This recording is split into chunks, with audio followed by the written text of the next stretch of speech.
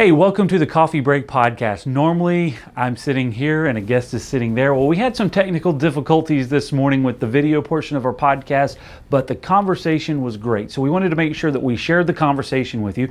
And what you're about to see is an audio-only version of the podcast. Next week, we'll be back better and stronger than ever. So make sure you check us out next week for the episode that we're going to have. It's going to be a great conversation. And as we always do, check out all of our other podcasts at Loc-Doc.net/podcast for all of the full audio and video versions. Now, enjoy the conversation with our own Thomas Heavey. We got so much to say. We got a podcast to make. We're sipping on lattes, and it's time for a coffee break. It's time for a coffee break. Oh, yeah.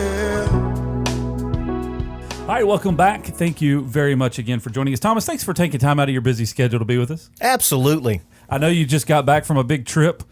Yeah, I was able to go on a mission trip with my church down to Costa Rica for a week. So we had a really, really exciting time. Took 13 people down there, and we're able to feed over 275 families. Oh, wow. So it was a really neat trip. That's awesome. Well, and I know you're one of our first guests that actually refuses to drink coffee. So I am not a coffee drinker, and I was a sailor, so most of those guys do drink coffee, and I've just never been a coffee drinker. Well, we tried to offer it to you and convince you of it otherwise. But anyway, all right, so you know the drill. Yes, sir. On the Coffee Break Podcast, we have 5 rapid-fire questions to kind of get to know you a little better. So we'll dive into that now. You ready? Yes, sir. Are you prepared? You're not prepared. All right. I'm not prepared. If you could switch places with anyone in your family for one day, who would it be? My wife. Okay. I would like to see what that side of it is. The kids interact different with my wife than they do with me. The task that she takes care of at the house, I would like to see that side. Yeah. That would be interesting. Cool. All right. Number 2, what is the most random thing in your wallet? A fortune cookie out of the Chinese restaurant. There you go. What does it say? Anything you want to share? I really don't know. No. There's probably several in there. I have no idea what it says. All right. Number 3, if you could create one holiday, what would you create? Wow. Create a holiday. I'm kind of stumped there. Create a holiday. Yeah. You never thought about creating a holiday? Thomas Heavey Day, National Ice Cream Day. I guess that is. There is already an ice cream But day. it's not really a national holiday, is it? I don't know. It's just what. Yeah, it would have to be something in the February, March where there's no good holidays. So I know when I would do it. I don't know. We would celebrate whatever needed to be celebrated, but it would be in that long break there where We'll there's come not up with a celebration. Yeah, well, anything. All right. Number 4, what was the first concert that you ever attended?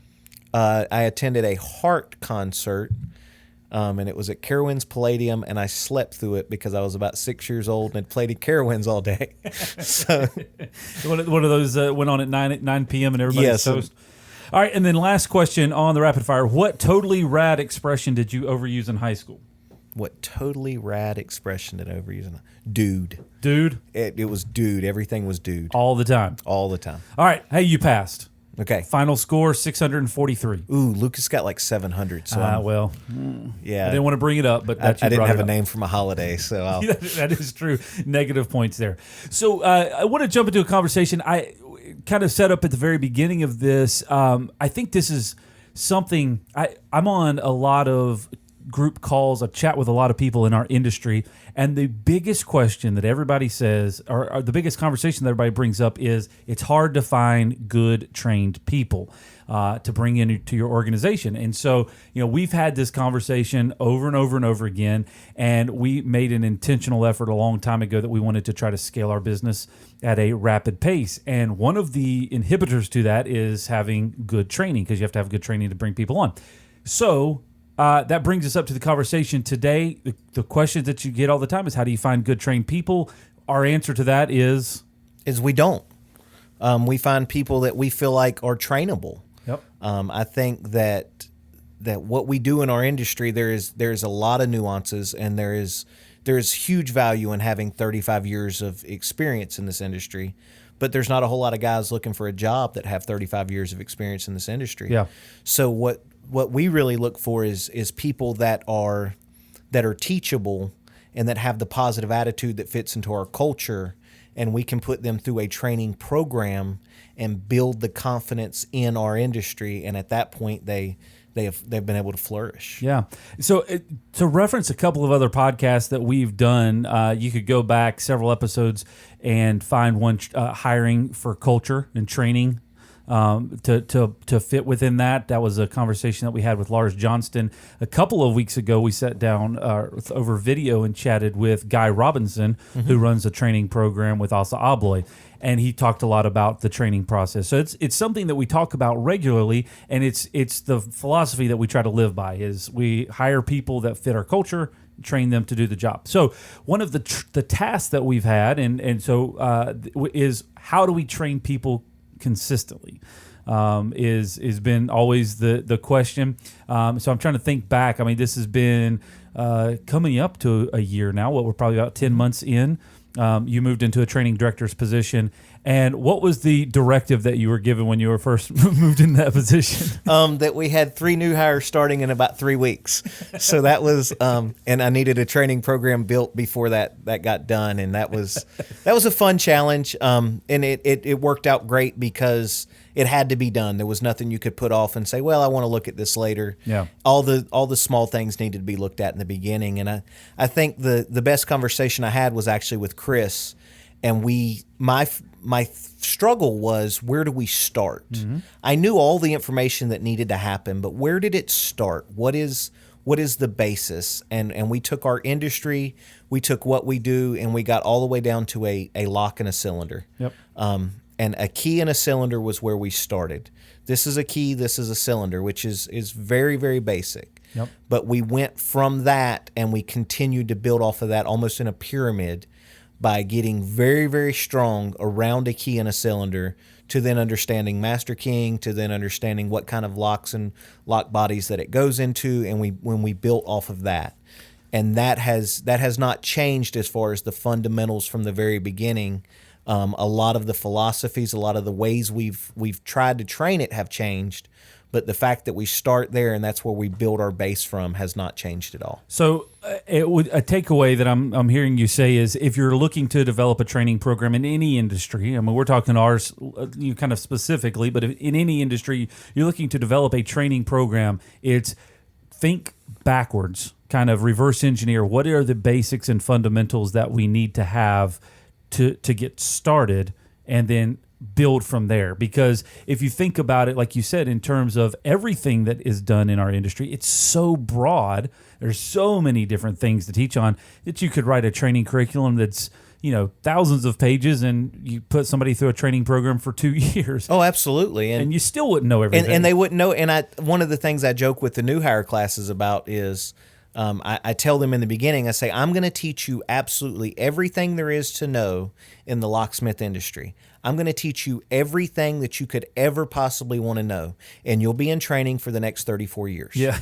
and then they'll make some new stuff, and we'll continue to train. So that's, I say that as a joke on the very first day, to then kind of tell them, I'm going to show you the basics of what we do and get you confident in and feeling around what we do. And at that point, I'm going to be able to be there and assist you as you learn more, the more intricate details of some of the nuances in our industry. So the lock and the cylinder in our industry are the basic fundamentals. There's a lot of things that spur off of that. And another thing that you've really, I think, that I've seen you learn through this process, because it's, having you dedicated and focused in the training side of our business, it's you get to kind of cut out a lot of other distractions and focus only on what works and what doesn't work, rather than the speed. So one of the big goals that we started out with this is, let's figure out what that program length is, stick to that, and let's not try to rush it. If we have to extend it, that's fine, but let's not rush it, because we don't want to shortchange the process, because we want to have effectively trained people. So defining what that time frame looks like. And for us, I think at the very beginning, and you could probably talk to it anymore, is we had an idea, but it was a theory. It was 100% out of the dark. We were looking at 12 weeks, and that's been scaled back a little bit. I think it falls more into a 10-week range, which is 8 to 10 weeks is really where that range is. And luckily, we've never had any distractions at all in any of our classes. So none of that has been extended at all. Sure, yeah. We did have to take a month off with this class because of a lot of other things. So they're getting back into class now, and with the very first class, they came in around Thanksgiving and Christmas time, and that threw our schedule off. So if we ever get one that goes perfectly, which I don't think we will, we'll have a very defined timeline. But it's somewhere between that 8 and 10 weeks is where we're able to go from a brand new person that has never worked on a lock in their life, but fits into our culture, fits into the understandings that we need, and has the motor skills. I mean, they have to understand tools to an extent, or at least be comfortable around them. And from that point, I feel like within 8 to 10 weeks, we can really put somebody on the road that is confident and successful. And that sets us up to have 4 hiring classes every 12 months. Basically, once a quarter would be the goal of that. Yes. And because of, I think this is one of the important things is the development of the curriculum. So one of the things I really wanted to point out is that we started with a rough outline, but it was, I know that it's been changed and probably half of it eliminated and changed down that process. But I guess a takeaway that I've learned from it is to be aware of where you need to start, but don't overthink it. Because if you try to overthink it, then you're never going to get to a starting point. It's progress over perfection, I guess, would be the theory on that. How did you kind of approach that? What was the initial, after you got through the I've got 3 weeks to kind of get something functioning. What was the process that you walked through to kind of get that up and going? My big focus in the very beginning was the first week. I think the first week of a new job for anybody is very impactful. And I also think that most of the things you do training-wise in the first week are very not impactful, for lack of a better term. There's so much going on in that first week. You've just started a job. You're getting all this new information. Yeah. You're also going to the HR stuff and doing the paperwork there. Just kind of in shock. Yeah, you're in shock. You have a million questions. So that's why it worked out really well that we talk about a lock and a key in that time. They also get a chance to pick a lock in that time, which gives them a win. The first time that cylinder turns, that they were able to pick a lock and see that is amazing. So that's a part of the training program that they get very early. We follow back up with all of that stuff through the next few weeks. And really in week 2, that's when it gets more technical. And one of the things that I've noticed is that having a classroom and then a lab is the absolute best way in our industry to get good results. Just for an example, right now, this morning, we did classroom for about an hour before the podcast, and the class that I have now is doing a lab over on one of our doors, and they're taking a lock on and off the door. Each one of them's just going through the process, and they will learn a lot from it. Yeah. It's one of those things that repetition sometimes is a great, great reminder. Okay, so just kind of define that a little bit. Maybe it's commonplace for everybody. What do you define as classroom versus lab? How does that work? Can just give a loose definition for it. Absolutely. So my classroom time is where I'll have slideshows. We'll have worksheets that we work on, and just normal classroom teaching. And then once we go hands-on, I consider that a lab, and I try to separate the two because I feel like if you add the classroom and the lab all at the same time, it's hard for people to stay engaged. Gotcha. They want to play with the toy while you're talking, and so I try to separate the two and make that, work that way. So in terms of lab, the hands-on component, what are some various things that you've been able to utilize to kind of set the stage for that? Some of the different setups, you just mentioned one of our doors here. That's literally one of our exterior doors that they're working on. But what are some other ways that you've been able to implement a quote-unquote lab? One of my favorite labs that we do is just an unboxing and a reading of the directions. Okay. So I don't read directions off of any PowerPoint. Okay. We physically read the paper directions because that's what the guy in our industry is going to have at the door. We also use some of the apps that we have. There's some apps that we use that have directions on them. We use those in the lab, but we separate that from the classroom. One of the things I try and build is an environment that makes you feel like you're at the job site. That is a very big environment for what we do in our industry, because our guys are out there, especially when you're new. You're out there, you're at the door, and this is what you have. If you learned it a different way, then you're not comfortable. So we try to learn at the door when we're actually doing the hands-on stuff. And we have a training door that's kind of a variety where we can swap certain things out, and it gives our trainees the ability to have repetition in there. Absolutely. So our training door has removable wood panels on it. We're able to install lever sets. We're able to install door closers. We're able to install exit devices, and those things where they can do it repetitively on a fresh door where they're having to drill fresh holes is the best training possible. Because that first time you're doing it in the field, it's not like you haven't done it before. Yeah. It's something that you've done, and you did it at a door. You didn't do it at a desk. Yeah. Because that really changes the way that people learn. That's a very good point. A lot of times in training, it's very common practice to have a sample on a mount, that just a portion of a door that you can do at a desk. And it changes the perspective, I think, because you're able to easily access both sides of the lock. Yes. Just from sitting there in a comfortable seat. And the practical nature of it is when you're working on a door, you might be on your knees. You might have the door forced open so that you can actually work on both sides. There's a lot of other elements that come into play there, and that training door allows it to be an actual kind of practical application. I guess a shout out to Security Lock and Key in Roanoke, Virginia. They, John Purdue up there actually kind of developed and invented that door and put it together. And it has been a huge asset. It's a game changer for us, and it's funny. One of the little nuances in our industry that I get to do on a regular basis, and now the class that went through 10 months ago reminds me of it on a regular basis. How helpful it was is I will not let anybody else hold the door. And I won't let them hand guys tools. Yeah. Because if you learn how to be at the lock and, hey, will you hand me this? And, hey, will you hand me that? And hold the door here for me. Yeah. Then when you get out there in the field, you don't know how to set your tools up correctly so you can reach them. And you don't know how to fight against that door closer that somebody else held for you. Yeah. So making the person that's actually doing the work independent there is obviously more of a struggle during the training process. Sure. But it definitely helps them on the other end. That's very interesting. So finding ways to take actual job site elements and bring it in. All right, I want to pause on that conversation, pivot real quick, and kind of go back into why, kind of some of your background. So you've been with Loc-Doc now for 3.5 years. 3.5 years. So when you were mentioning earlier about 35 years training and experience, you didn't have the benefit of that. I did not.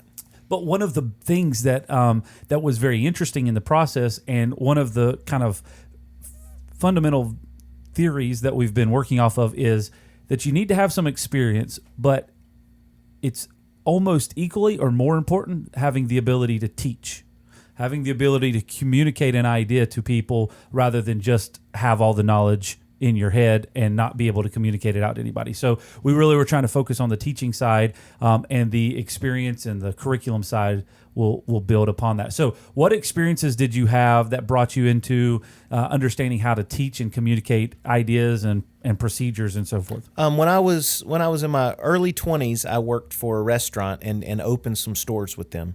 So that was a training role, and it was a new hire training role, very similar to what I do now, but it was very, very structured. So I had the book, I had the manual, I had all the information, and I went to a class that taught me how to teach it. And then when I was in the Coast Guard, I was on a tactical law enforcement team, and in my last year there, I worked with the training team. So we trained the guys, but I had been through that for years and had been through the training program. It was just the military rotates every 4 years. It was my rotation up to be on the training team. But building the program has been my challenge, because there wasn't a program here at Loc-Doc that was successful. But there was obviously a ton of knowledge and a ton of training materials. They just weren't compiled. Yeah. So that's one of the big struggles that I'm still working with to this day is I'm compiling everything in a way that's going to be replicatable. To be able to do it here, to be able to give this class to someone else and say, hey, this is what you need to do here. This is when you need to do this. These are the things to look for. And that is my end goal, is to build a training program that would one day be able to just hand to somebody with enough knowledge and the ability to teach, like you said, that may not know everything about the locksmith industry, but would know enough to be able to teach what was already given to them in a curriculum. Yeah, to be able to follow that curriculum and bring, like you said, it's very interesting. In most any organizations, locksmith, door, anything outside of that in any business, there's a multitude of people that know a lot of different things about the business, but we all become so busy that we do not document it. There's no process. There's not a lot of written down documented processes that say this is how things are supposed to happen. And so that's one of the reasons, that's one of the detrimental reasons why people don't have good training processes, is because it takes so much time to verbally communicate every idea. Yes. So you're taking the philosophy of building a curriculum so that it can be communicated and that you see regularity. So class after class gets the same information in the same period, and it's all communicated and kind of checked off. Absolutely. And I think one of the things that I've noticed is, I think most of this industry as a whole, the training process is you get in a van with someone else and you get trained as you go to job sites. So today you may be working on this, and tomorrow you may be working on this, and you may do 100 of these and then none of these, whatever that looks like, just depending on what kind of jobs come in for that particular tech. Where here, I start you at a key and a lock, and we go through not all of, obviously in this industry there's thousands of things, but we go through all of the things that are staples, the things that we see on a regular basis. And with that building in a progression, it builds confidence. Yeah. Where if you were riding in a van with someone and y'all did 100 rekeys but no door closers, just as an instance, when you get out in the field, door closers are going to be your weak point, obviously. Where if you go through this training class, you've done a little bit of everything. You haven't done a ton of anything, but I've tried to build your confidence on most of the things that we do.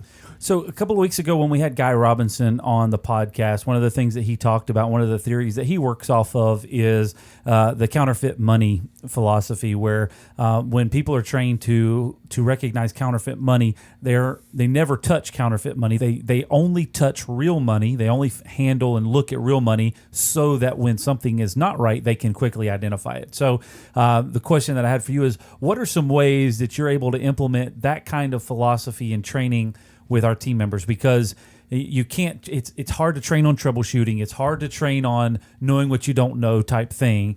How are you approaching that with your training classes? Absolutely. So one of the things that we developed, and actually me and you developed it here one evening, I guess we were probably here till 6:30 or 7 o'clock that night, is a program we call Locks.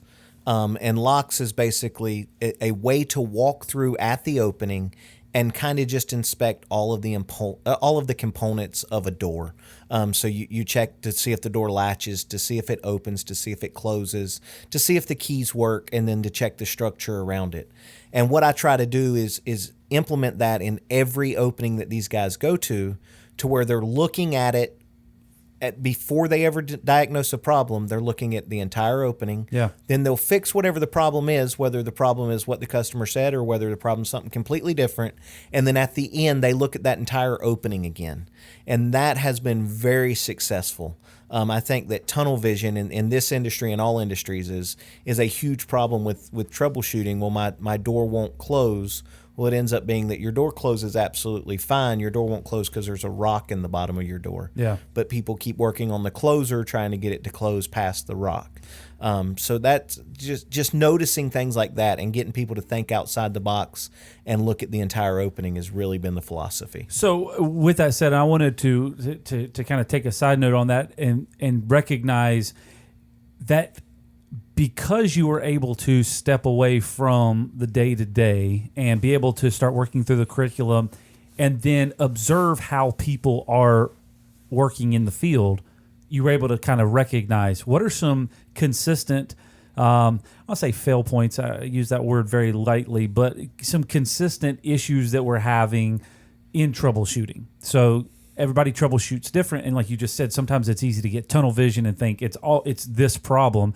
How do you train people to look at the entire opening? And that was kind of the direction that you went. Is what can we do to help people? Give them a methodology, that 21-point checklist, that 10-point checklist, whatever the inspection process is, but make it so that it is easily understandable, repeatable, portable, so that they can take it with them, and almost an easy memorization. Well, in all honesty, our fail point was that in this organization we had a 10-point checklist. Mm-hmm. But I went around throughout the organization and asked everybody in the organization to name off the 10 points, and I had a couple of people get 8. Yeah. Nobody got 9 or 10. Yeah. So nobody knew what the checklist was. So when we came up with the LOCs so if nobody program, knows what it is, nobody can use it. Nobody can be checking all 10 points if they don't know what it is. So we simplified it down to LOCs. It's a word. It's easy to remember. And then I've built kind of a program that we've been doing in training all year, where we keep going back to LOCs and each component and walking through what happens. Yeah. It's faster, and it gives you a full look at the opening versus just focusing on wherever the obvious issue was. So I want to touch on something that you just kind of alluded to and sidestep, and then we'll come back to this conversation. Continued education or continued training, because we're only talking right now about these new classes, the new hires that we're bringing on, but continued training is something that you're focused on as well on a weekly basis. Absolutely. So we have an hour each Wednesday morning that we do training in our all hands meeting. We actually split up and I have all the technicians. And I try to base that training this year around the LOCs program. So for the first probably 2 months, we did latch. Now, we didn't just obviously look at the way a door latched for 2 months. We looked at all of the components to how all of different locks that we deal with latch. Mm-hmm. And we discussed different ways in troubleshooting through that. And then we looked at doors opening, and we looked at that for about a month and a half of how a door opens, whether it's hinges, a continuous hinge, sitting on pivots. And we got into some technical things in that. We had 1 week that was just about pivots. But that's how our training philosophy has been based on for this 12 months. And we'll look at something different for the next 12 months. But over this year, we're almost 3/4 of the way through the year, I guess, at this point, or we are through the LOCs program. Yeah. So we're really diving into the keys part now. And we're going to get into keys and key blank identification. And we'll have some individual classes on that. But having the thought process of looking at a 12-month period and deciding what do we want to train in this 12 months. Yeah. And troubleshooting was what we decided as an organization. Then my challenge was how do we lay out troubleshooting for 12 months? And it was to take locks and break it down into smaller portions. Yep. And give more technical training when needed. And sometimes it's just, a broader looking at the way doors latch and the troubleshooting of that. And a couple of ways that I've recognized that you guys are doing this is you're paying attention to any callback type issues that we're having to understand, hey, these are some things that we need to improve on or bulk up on. But also, like you just said, looking at it at a 12-month period, but also recognizing that people are going to be coming into the organization at different phases of that. So how do you make sure that it's continued, that everybody's getting the same information on a regular basis? Absolutely. One of the things I try to force myself, I'm a very reactive person. Mm-hmm. So I try to force myself not to be reactive in training. If we had 3 guys that went out and had the same issue with a key, yep. I try not to do training on that key the next week because that's not proactive. Gotcha. So I try to stay at least 3 weeks ahead of myself. Yep. On what we're going to train on. And then if we do have a bunch of key issues this week, I may try to find a way to fit that in next month. Yeah. That way it's not reactive. I've had some time to think about it. I've had some time to investigate it. And if I keep the training schedule set up a few weeks out, that forces me not to be reactive, to be proactive. Yep. And that's what allows me to constantly add information for new guys. I was out of the country for a week, and we did updates to Track Via. So I've got to actually kind of go back and get caught up on that. It's amazing how fast right now our industry is moving, especially here at Loc-Doc. And you've got to stay on top of that. So one of the other pieces of this that I think is relevant is that we hire in classes of more than one. So I know for years within our organization, we would hire one person try to train them and launch them, and it would take 6 months, a year, and it really kind of slowed our process of growth because we could only train one person at a time, and it was kind of hand-holding that situation until we got until they were confident and comfortable, and we were confident and comfortable. We have had 3 different classes since you started this program. The first class was 3 people, the second class was 2 people, and this current class you have now are 3 people. How have you seen that work? What are some of the experiences that you've learned from training a class of more than one, and some of the things that you have taken away from it? It's really funny because each class takes on its own personality.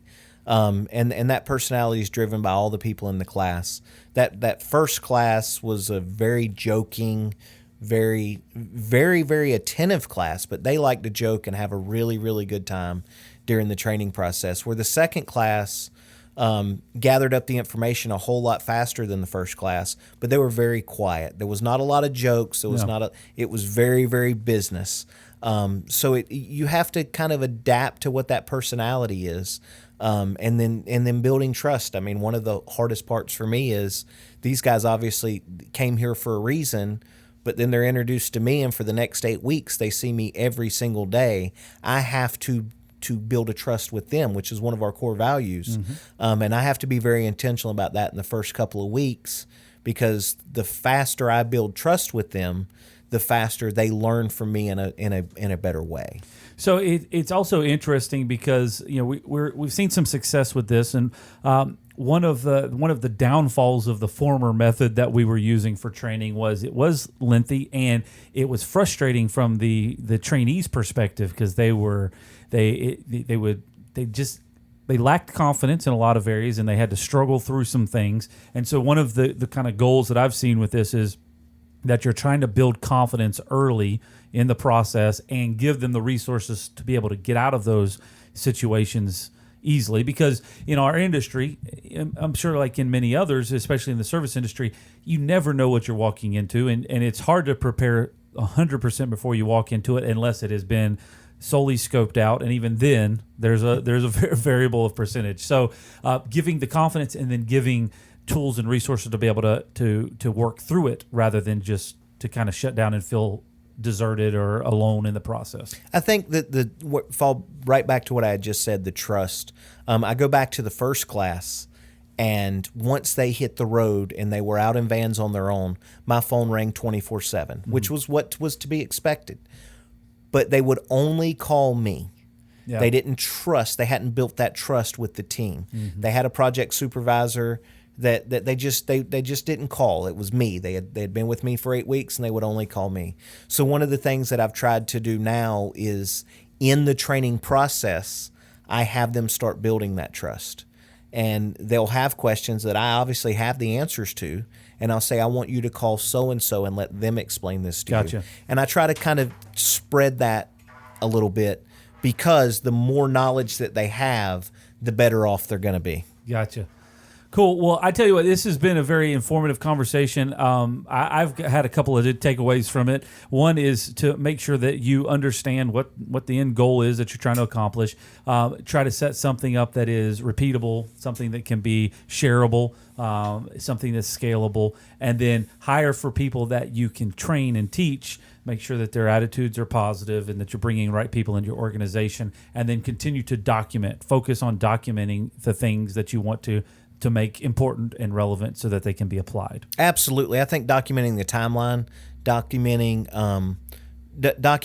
training classes that were successful, and then making the changes as you do the training classes has been a big part of this. I'm telling you what, it is always fun to have a good conversation and to learn. Hopefully this is information that can be useful to other people that are watching or listening. So if this is your first time watching or listening to the podcast, hey, we've got tons of these episodes. I think we're close to 50 now, with all kinds of information, including training, hiring, how to market your business, how to scale your business, leadership tips and practices, and it is very, very beneficial for anybody that's watching or listening. So we encourage you to subscribe.